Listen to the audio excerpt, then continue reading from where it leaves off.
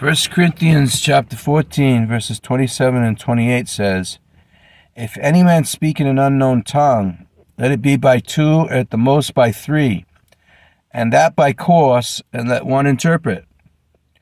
But if there be no interpreter, let him keep silence in the church," the assembly, ecclesia, called to assemble, the assembly of the believers, "and let him speak to himself and to God." So, it says here, when the assembly is together, 2 or 3 people can speak in tongues by course. But there should be an interpreter then. But if no one can interpret it, then you stop doing it. You can pray in tongues, you can talk to God and speak in tongues, but to yourself, not to the whole group. So I've been in a lot of Pentecostal churches where everybody's speaking in tongues at the same time. And that's not the way to do it here.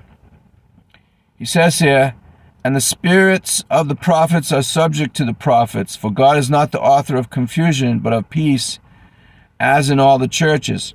So, there should be order in the church, but, you have a gift, and you can exercise that gift. You can speak in tongues. It's just like prayer. You have the ability to pray, right? But you don't have to pray. You have the ability to preach, but you don't really have to preach.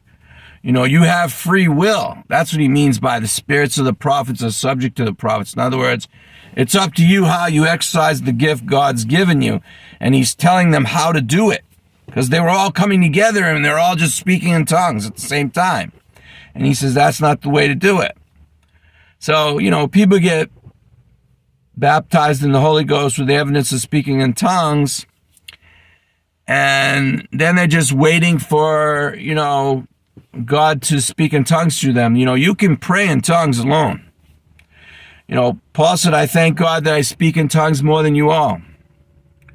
And he prayed in tongues, and he prayed with understanding, in his own language. So you can speak in tongues at will if you have the gift of tongues.